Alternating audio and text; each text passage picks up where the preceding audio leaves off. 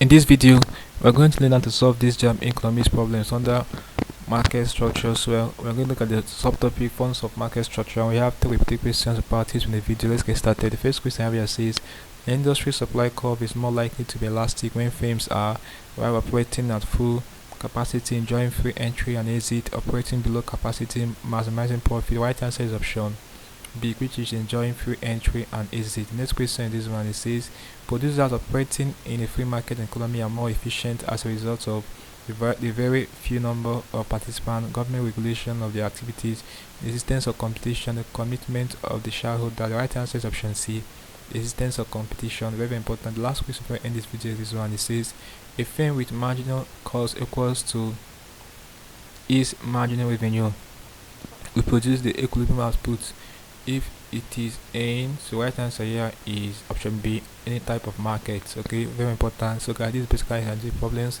under market structure. Look at forms of market structure for your JAMB economics practice with three questions for this subtopic. Hope you learned something interesting in the video. Let's go to the video, guys. If you are new to this channel, ensure that you subscribe to this channel by hitting the subscribe button for more of these videos. So like, share and comment on this video. Tell me how you feel for what you learned from the video. If you seem to have any specific questions as regarding what I talked about in the video, feel free to leave a question in the comment section below and ensure to give you a response. Also ensure that part of the channel membership by clicking the join button. We'll be getting paid information and help you to excel in your SNE exams like your JAMB and other SNE exams will be writing. Okay, so having done this, click on the screen above and I will see you in the next video. Thanks for watching.